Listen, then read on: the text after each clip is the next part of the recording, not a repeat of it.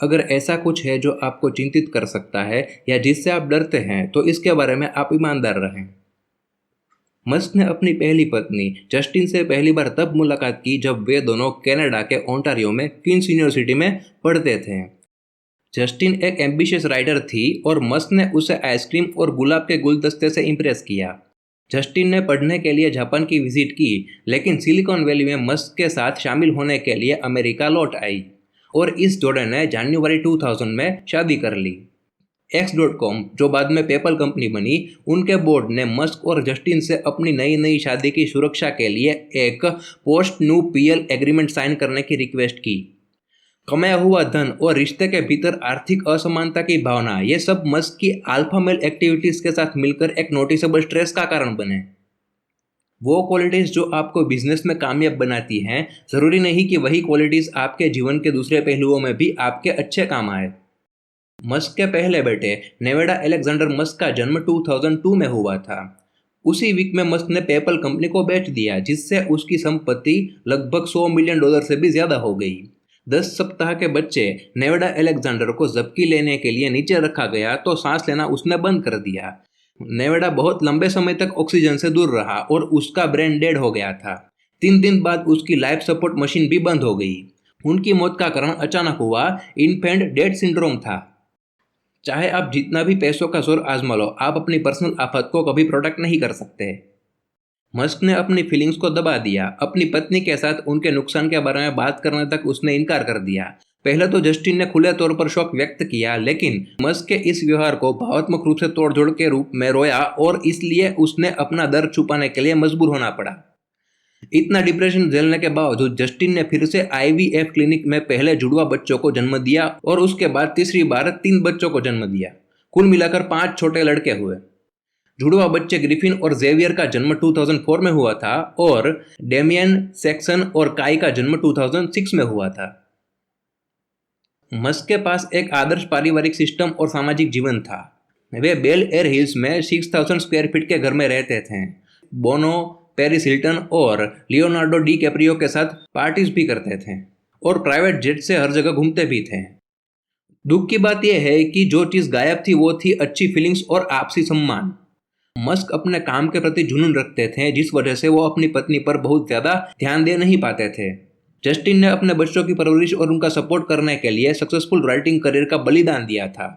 अपने आप में एक इंटेलिजेंट कैपेबल वुमन जस्टिन को सिर्फ कहने के लिए वाइफ के रूप में सीमित कर दिया गया था और इस बात को लेकर जस्टिन बेहद नाराज थी। एक सक्सेसफुल शादी आपसी सम्मान और इक्वल बैलेंस पर निर्भर करती है। मस्क को एक ढहती शादी का सामना करना पड़ा और एक पत्नी जो अपनी साझेदारी में समानता की लालसा रखती थी। मस्क ने उसके लिए मैरिज काउंसलिंग शुरू करने की सहमति जताई, जो सिर्फ 3 सत्रों तक चला। फिर जस्टिन को बेसब्री के साथ एक अल्टीमेटम जारी किया गया, जिसमें लिखा था या तो मस्क और जस्टिन इसी वक्त इस शादी को ठीक कर दे, नहीं तो फिर तलाक को मंजूरी दे दी जाएगी। लेकिन बिगड़ा कोई भी रिश्ता तुरंत ठीक नहीं हो जाता, इसलिए मस्क ने दूसरे दिन ही सुबह तलाक के लिए अर्जी दे दी। उनका तलाक 2008 में विंटर एंड में हो गया। हालांकि शादी करते टाइम किए गए समझौते को मंजूर करते जस्टिन ने ऑफिशियल रूप से एक मैरिड व्यक्ति के रूप में अपने सभी राइट्स पर सहमति जताई थी, जिसमें सांप्रदायिक मुद्दे भी शामिल थे। लेकिन इस बात पर कुछ बहस हुई थी कि शादी करते टाइम समझौता मंजूर करते समय मस्क ने अपनी प्रॉपर्टी का पूरी तरह से खुलासा नहीं किया था, जो एक शादी कर रहे इंसान को करना चाहिए। अगर आप शादी और पैसों को मिलाना चाहते हैं तो यह सुनिश्चित कर लीजिए कि शादी शुरू होने से पहले पूरी की पूरी कागजी कार्रवाई कर ली जाए। मस्क ने अपने तलाक होने के ठीक 6 हफ्ते बाद ब्रिटिश अभिनेत्री तुलुला रिले से अपनी सगाई को अनाउंस किया। हालांकि उसकी एक्स वाइफ और नई मंगेतर के बीच संबंध कॉम्प्लिकेटेड हो सकते थे।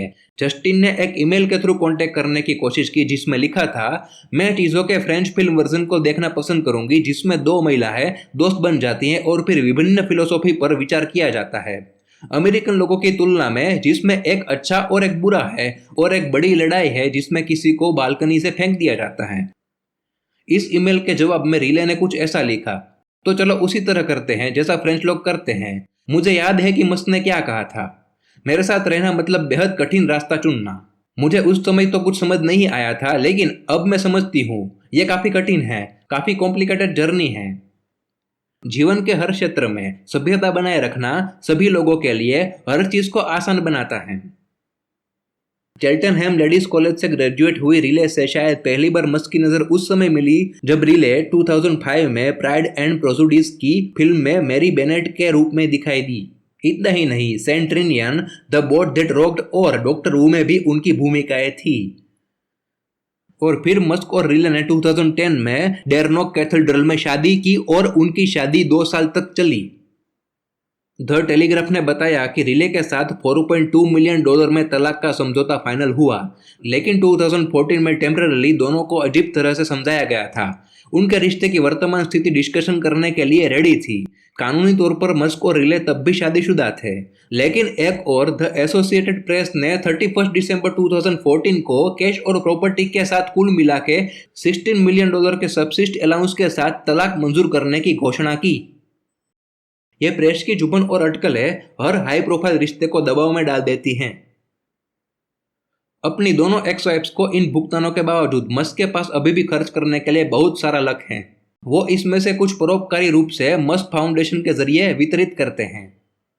अपने बिजनेस इंटरेस्ट को दर्शाते हुए मस्क फाउंडेशन उन कम्युनिटीज को सौर ऊर्जा संचालित ऊर्जा प्रणाली प्रदान करते हैं जिन पर कुदरती आपदाओं से इम्पैक्ट हुए हैं। हाल ही में मस्क ने अब्रमा और साउथ बे कम्युनिटी अलायंस यानी कि SBCA में तूफान आने की वजह से 25 किलोवाट सोलर पावर सिस्टम और जापान में सुनामी से इम्पैक्टेड क्षेत्र में सोलर पावर प्रोजेक्ट के लिए $2.5 लाख का योगदान दिया। परोपकार और दान एक ही चीज नहीं है और मस्क भी इनडायरेक्टली इसे समझते हैं। अपनी प्रोफाइल और अपने प्रोडक्ट और सर्विस के बारे में अवेयरनेस बढ़ाने के लिए पहले से चली आ रही चीजों का उपयोग करना पूरी तरह से एक्सेप्टेबल है। दूसरों का भला करने से आप और आपका बिजनेस भी अच्छा हो सकता है। इसके अलावा मस्क ने अपने उस पर्सनल प्रोजेक्ट के लिए दान दिया है जिसमें उनका इंटरेस्ट है। उन्होंने न्यूयॉर्क के लॉन्ग आइलैंड पर टेस्ला की पुरानी वार्डन क्लिफ लेबोरेटरी में टेस्ला साइंस सेंटर का निर्माण करने के लिए $1 मिलियन का योगदान दिया।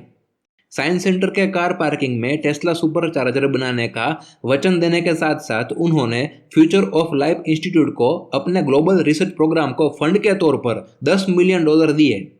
इसका पर्पस यह कंफर्म करना था कि आर्टिफिशियल इंटेलिजेंस इंसानियत के लिए एक अच्छे तरीके से लाभकारी हो। केवल उन चीजों को सपोर्ट करें जिनमें आप वास्तव में इंटरेस्ट रखते हैं।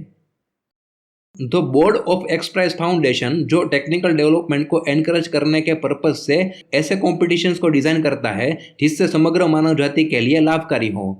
वो ये देखते हैं कि टेक्नोलॉजिकल और कॉमर्शियल दुनिया में कौन एक्टिव है।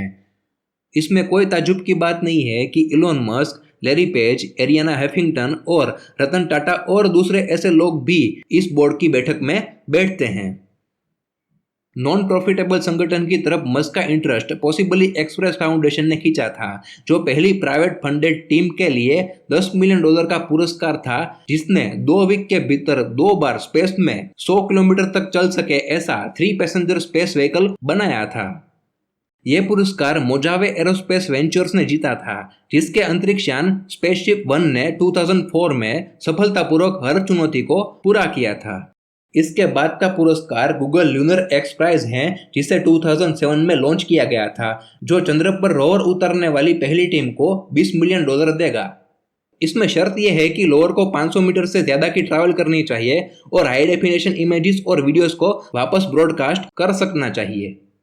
इसमें हर उस टीम के लिए $5 मिलियन का बोनस पुरस्कार अवेलेबल है, जिसका रोवर 5 किलोमीटर से ज्यादा लंबी दूरी तय करके ट्रैवल कर सके और चंद्र पर रात में सर्वाइव कर सके। मस्क कहते हैं, मुझे उन चीजों में दिलचस्पी है जो दुनिया को बदलती है या जो फ्यूचर को इम्पैक्ट करती हैं। साथ ही ऐसी चमत्कारिक नई टेक्निक्स भी मुझे पसंद हैं जहां लोग इसे देखते हैं और बोल उठते हैं, वाह, ये कैसे हुआ, ये कैसे पॉसिबल हुआ, इट्स अनबिलीवेबल। तो यह था मिस्टर इलोन मस्क का पर्सनल लाइफ वाला चैप्टर, जो इलोन मस्क की सक्सेस सीक्रेट बुक का आखिरी चैप्टर है। इसी के साथ ये ऑडियो बुक इस 7वें एपिसोड के साथ यहीं पर समाप्त होती है। पूरी ऑडियो बुक के लिए बाकी के सभी एपिसोड आप हमारे चैनल पेज के थ्रू देख सकते हैं, और एंड स्क्रीन में भी हमने अपने पिछले एपिसोड शो किए हैं, जिस पर क्लिक करके आप देख सके, ताकि आपको चैनल पेज में जाके ढूंढना ना पड़े। इसी के साथ ये ऑडियो बुक इस वीडियो में यहीं पर समाप्त होती है। जल्द ही मिलेंगे दूसरी ऑडियो बुक के साथ। तब तक के लिए धन्यवाद and keep connecting with us always.